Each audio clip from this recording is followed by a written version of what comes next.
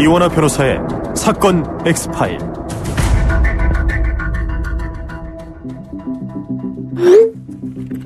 나는 그들의 놀이개였습니다.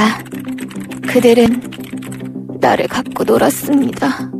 나는 더 이상 살 이유가 없습니다. 지난 2009년 드라마에서 보조 출연 아르바이트를 하던 대학원생 A씨와 그녀의 여동생 B씨가 단 6일 간격으로 스스로 목숨을 끊는 안타까운 사건이 발생했습니다. 도대체 이 자매에게 무슨 일이 있었던 걸까? 두 자매의 어머니는 딸들의 안타까운 죽음에 대해 이렇게 이야기를 하고 있죠. 봄을 이루 우리 큰딸, 봄을 이어 우리 작은딸, 너희들은 비록 내 옆에 없지만 항상 사랑하고 사랑한다. 너무너무 그립고 보고 싶다. 우리 딸을 강간하고 추행한 건 가해자 12명입니다. 하지만 우리 딸들을 죽인 건 바로 검찰과 경찰입니다. 검찰과 경찰 때문에 사랑하는 두 딸을 잃었다는 어머니, 도대체 무슨 일이 있었던 걸까요? 이원하 변호사의 사건 엑스파일에서 이 사건 짚어보겠습니다. 안녕하세요. 이원하 변호사의 사건 엑스파일 이원하입니다. 로엘 법무법인 김하영 변호사와 함께합니다. 변호사님 어서 오세요. 반갑습니다. 김하영 변호사입니다. 오늘 다뤄볼 사건 파일 어떤 사건이었습니까? 네, 2004년 8월부터 11월까지 발생한 집단 성폭행 사건인데요. 이제 방송국에서 엑스트라 아르바이트를 하던 여성을 단역 반장 등 남성 4명이 성폭행하고 8명이 강제추행한 사건입니다.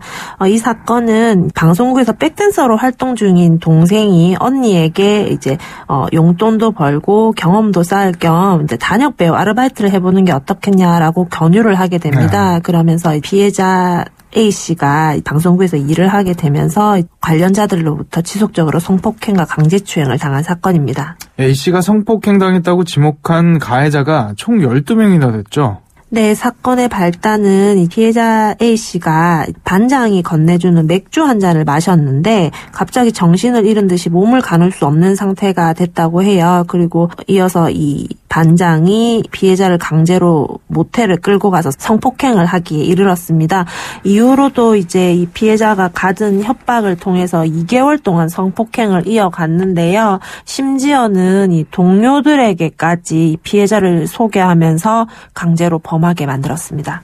A씨가 성폭행을 당했다는 사실이 알려진 게 정신과 치료를 받다가 알려지게 된 모양이더라고요. 네, 원래 대학원에 재학하면서 차분하고 착했던 이 피해자가 갑자기 집안에서 왔다 갔다 하면서 정신없이 행동을 하고 혼자서 죽여야 돼, 모두 죽여야 돼라고 중얼거리기도 하고 어머니와 여동생에게도 욕설을 하고 가전제품을 막 부수든 등 이상한 행동을 보였어요. 그러면서 이제 극심한 이런 이상한 행동을 보이니 결국에 가족들이 병원에 이 피해자를 데리고 갑니다. 그러면서 상태가 점점 악화되면서 치료를 받게 되는데요. 치료 과정에서 피해 사실을 결국 이야기를 하게 됩니다. 근무했던 직장 남자 직원 12명에게 집단 성폭행을 당했다라고 하면서 세상에 이 사건이 밝혀지게 됩니다. 그래서 피해자는 초반에는 가해자들에게 벗어나려고 노력을 굉장히 했다고 해요. 그러는데 이 가해자들이 이 피해자에게 이 사실을 알리면 가족을 죽이겠다, 네 동생도 겁탈하겠다, 이런 식으로 협박을 해서 당시에는 이 성폭행에서 벗어날 수가 없었다고 합니다. 이 아르바이트를 하러 갔던 딸이 정말 상상도 못했을 그런 피해를 받았다는 사실을 전해 듣고 부모님이 얼마나 놀라고 화가 났을까. 진짜 저 같으면 가만히 안 있었을 것 같거든요. 이 사건이 발단이 되었을 때 이 보조 출연 기획사 반장 등 4명은 성관계를 인정했다고 합니다. 그래서 기획사가 이 4명은 해고하기도 했는데요. 관련 소속 지부장이라는 사람은 어머니에게 사실 그 반장이라는 사람이 예전부터 좀 마음에 드는 여자들을 좀 건드린 적이 있다, 전에도 이런 적이 있다라고 실제로 말을 했다고 합니다. 그래서 이 내용을 녹취록을 만들어서 고소를 하면서 제출까지 했다고 해요. 그래서 2004년 12월에 이 관련자들을 모두 성폭행 등으로 고소를 하기에 이르릅니다. 그러면 그 가해자들이 처벌을 받았습니까? 네, 이 3명은 성관계는 인정을 하기는 했는데 아니다, 나는 이 피해자와 합의하에 한 것이다라고 하면서 성폭행이 아니라고 주장을 했습니다. 그렇는데 이 고소가 되고 수사 과정에서 가해자들이 굉장히 피해자들을 괴롭힙니다. 심지어 집에 불을 지르겠다, 가족들 모두 죽이겠다, 이런 식으로 협박을 하다 보니 피해자가 결국 나 때문에 가족들까지 위험에 처할 수 있다라는 생각에 결국 고소를 취하합니다. 성폭행 친고죄가 당시에는 고소를 취하를 하면 경찰이 더 이상 수사를 할 수가 없어요. 그래서 당시에 이제 피해자 진술서에 이렇게 적혔다고 합니다. 더 이상 사건에 대해서 신경 쓰고 싶지 않다. 고소를 할 때는 진실을 밝힐 수 있을 거라고 생각했는데 이제는 다시 떠올리기조차 어렵다라고 하면서 고소를 취하했다고 합니다. 변호사님께서도 잘 아시겠지만 성폭행 관련 사건에서 이런 일들이 정말 비일비재하거든요. 혐의가 있었는지 조사하는 과정 속에서 가해자와 다시 마주해야 하는 대질 신문이라든지 어려움을 토로하는 피해자들이 굉장히 많은데, 그래서 수사하는 경찰관들의 역할이 특히 중요하지 않습니까? 네, 이 경찰서는 이제 수사과가 여러 과로 나누어지는데요. 여성이 피해자인 이런 성범죄 같은 경우에는 여성 청소년과에서 수사가 진행이 됩니다. 그래서 또 특히나 여성 수사관님들이 배당되는 경우도 많은데요.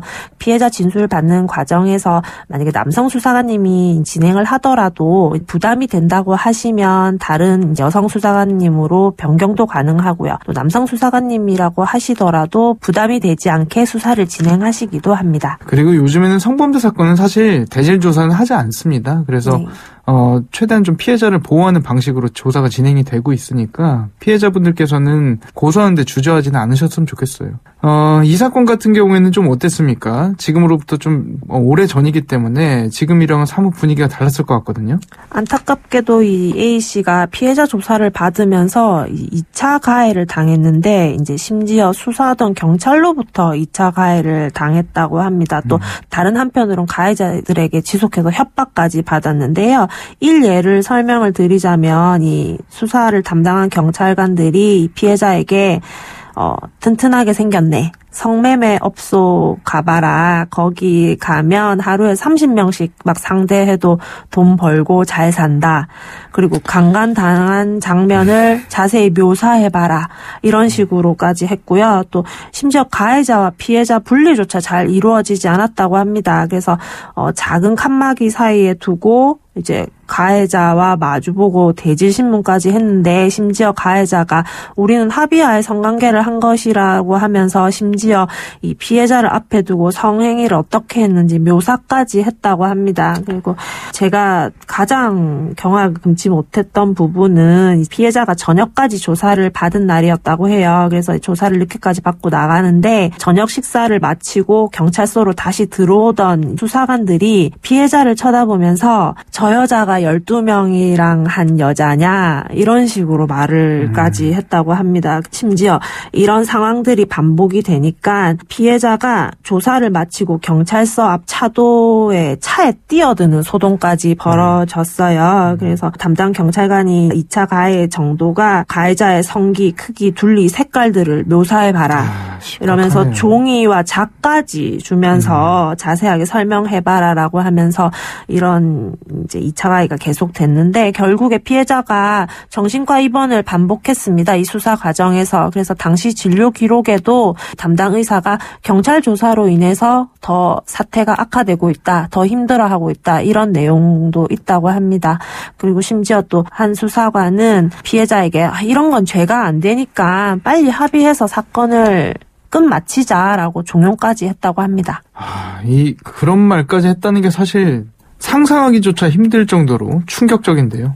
이 피해자분은 혹시 어떻게 지내고 계신가요? 네, 안타깝게 이제 피해자분은 고소를 취하한 이후에 다시 생활에 복귀를 하기 위해서 여러 가지 시험 준비도 하고 일도 시작하려고 노력을 했다고 합니다. 그런데 당시에 사건 자체에서 받은 충격, 그리고 수사 과정에서 받은 이 엄청난 고통 때문에 결국에는 2009년 8월 28일 오후에 18층 건물에서 몸을 던졌습니다. 그리고 이 수사 과정에서 속에서 있었던 일들도 생전에 썼던 일기장을 통해서 밝혀졌고, 그리고 유서에는 이렇게 적혔어요. 더 이상 살 이유가 없다. 이렇게 하시고 이제 세상을 떠나셨습니다.